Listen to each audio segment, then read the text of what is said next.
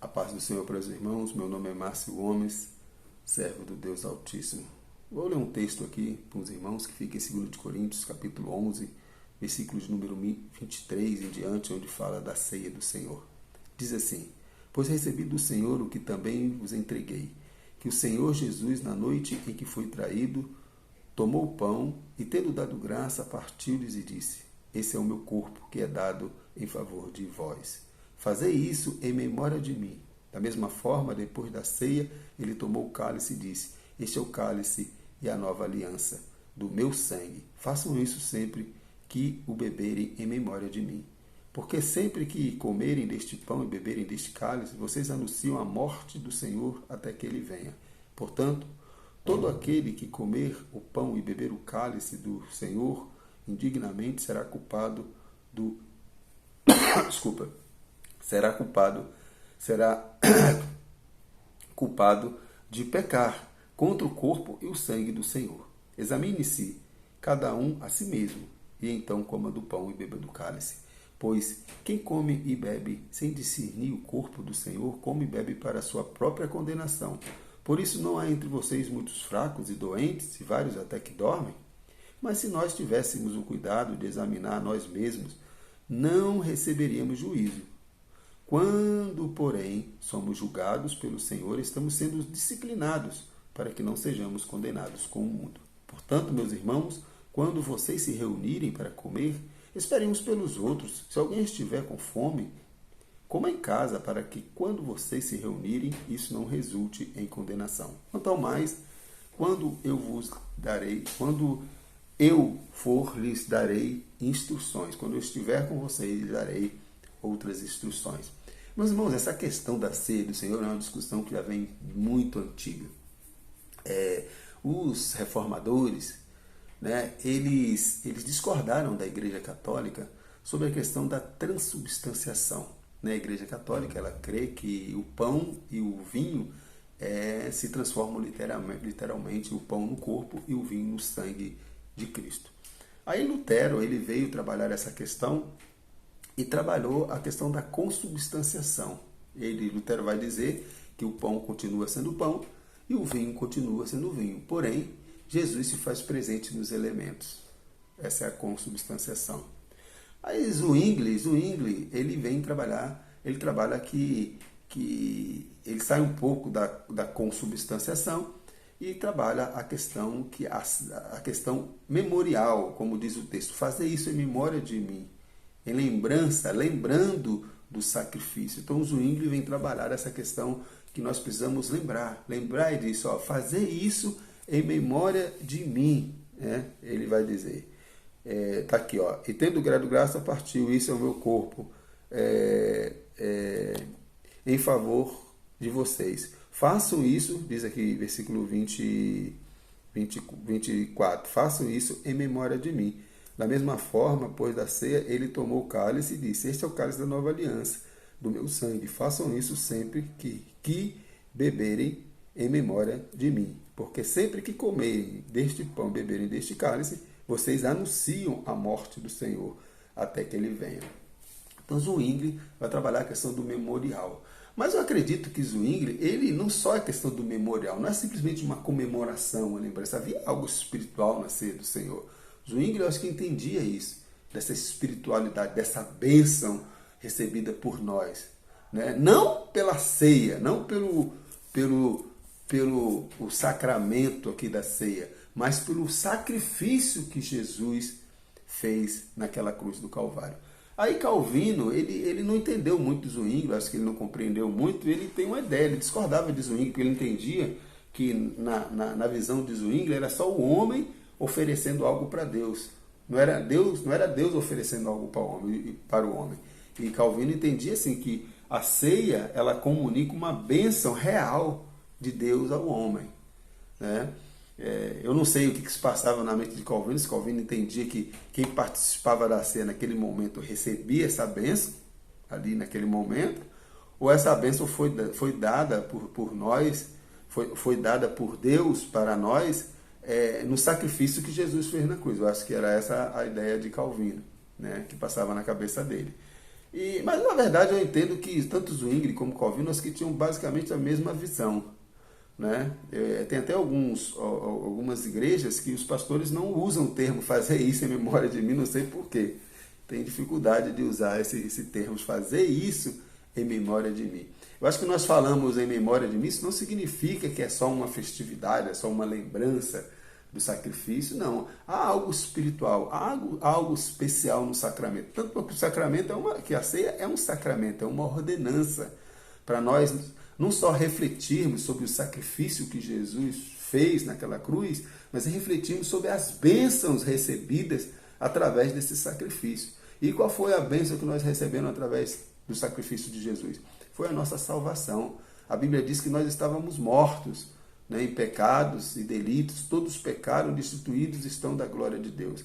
Porém, o sacrifício que Jesus fez na cruz nos deu essa oportunidade de irmos, de estarmos diante de Deus, de recebermos essa bênção. A Bíblia diz que quando Jesus morreu, ele rasgou o véu. Ele rasgou e agora nós temos acesso ao Pai através desse sacrifício. Então o sacrifício de Jesus nos remete à nossa aproximação de Deus, né, que nós não tínhamos, nós recebemos essa bênção de aproximação, mas também não deixa de ser uma memória, uma lembrança, de você lembrar do sacrifício, lembrar daquilo que Jesus fez e lembrar também daquilo que nós éramos. Por isso que ele vai dizer, examine-se, pois, o homem a si mesmo, depois coma do pão e beba do cálice. É examinar como está a nossa vida.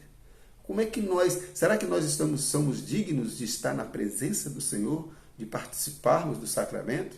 É por isso que nós entendemos que o sacramento é para quem está em Cristo Jesus.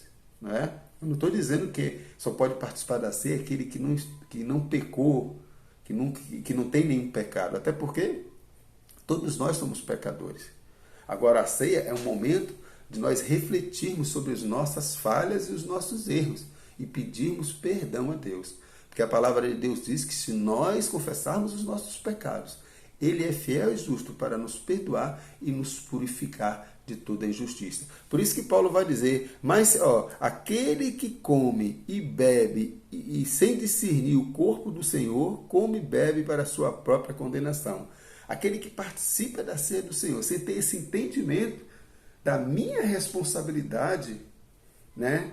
A minha responsabilidade como servo e servas do Senhor, aquele que não entende isso, não compreende, né? Não consegue entender ainda o sacrifício que Jesus fez e o que nós recebemos com isso, não tem esse entendimento, ele não pode participar da ceia. É necessário ter esse entendimento, essa compreensão. Né? Então, se você estiver em pecado, se você estiver em falha, se você estiver em erro, no momento da ceia é um momento também de nós pedirmos perdão, de nós nos reconciliarmos diante de Deus, pedir misericórdia ao Senhor, dizer, Pai, perdoa-me, tem de misericórdia de mim, como o apóstolo Paulo diz lá em Romanos, né? Pois nem mesmo eu compreendo o meu próprio modo de agir, pois o bem que eu quero fazer, esse eu não faço, mas o mal que eu não quero, esse faço, mas não faço eu, mas sim o pecado que habita em mim. O que Deus quer de cada um de nós é um coração contrito, é um coração arrependido.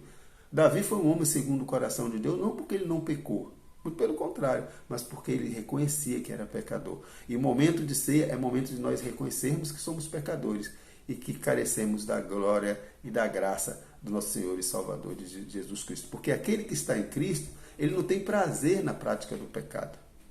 Né? Há pessoas que vivem em pecado e participam de ceia, eles comem e bebem dignamente, estão em pecado, não estão nem aí, eles não conseguem discernir essa importância, o corpo de Cristo, o sangue de Cristo, ele não tem esse entendimento, ele ainda não tem esse entendimento, ele está ali brincando, está na igreja ali passeando, brincando, é um religioso, né? Até fecha os olhos na hora da ceia, alguns até choram, mas a sua conduta, a sua vida não condiz com aquilo que ele vive. Então a ceia é o momento também de nós refletirmos a nossa responsabilidade como servos e servas do Senhor, de mortificarmos o velho homem e nos revestir de um novo homem todos os dias das nossas vidas. Porque nós somos falhos e nós somos pecadores. Né? Tem muita gente, poxa, mas eu discuti com um amigo hoje, não vou tomar ceia. Não é assim, você precisa se arrepender, você precisa pedir perdão. Não só diante do seu amigo lá que você pecou, mas diante de Deus também, mas com o coração contrito, né? Deus vai sondar o seu coração, não adianta. Se o perdão for só de boca, Deus sabe. Então, o momento da ceia também é um momento de comunhão. E é isso que Paulo chama a atenção aqui em 1 Coríntios capítulo 11, comunhão. As pessoas estavam se alimentando, né? Os mais ricos, né? Os que tinham mais posse, alimentando, saindo farto, enquanto as pessoas estavam passando necessidade. As pessoas chegavam e não tinham mais nada. As pessoas se fartando, se embriagando na ceia. Porque no contexto aqui de Paulo, a ceia era uma refeição que eles faziam ali. Faziam uma refeição.